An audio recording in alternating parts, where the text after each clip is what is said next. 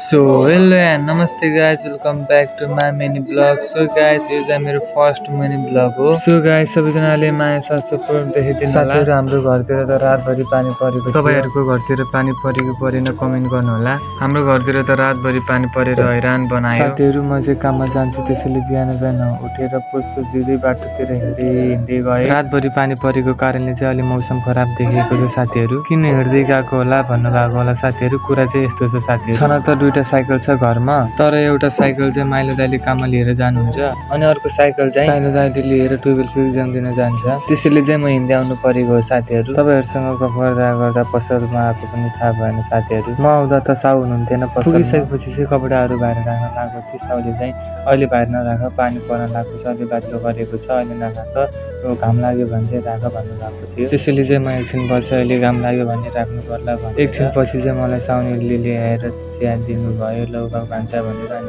चाहिँ कम चिया खानतर्फ लागे। साथीहरु, कति छिटो खाएको चिया पनि भन्नुभएको होला। मैले स्पिड बढाएको एडिट गर्दाखेरि चाहिँ मैले चिया खाइसकेपछि चाहिँ एउटा आन्टीहरू पनि आउनुभयो कपडा किन्नको लागि। साथीहरु, एकछिनपछि घाम पनि लाग्यो, त्यसैले कपडाहरू पनि मिलाएर राखिसकेपछि फेरि अर्को आन्टीहरू कपडा किन्नको लागि आउनुभयो। आन्टीहरूले चाहिँ कपडाहरूलाई थालुङ्गा बनाएर जानु भएको थियो, त्यही भएर चाहिँ मैले कपडाहरू पट्याएर राखिदिएँ। कपडा सपडा पठाइसकेपछि चाहिँ आन्टीले खाना दिनुभयो।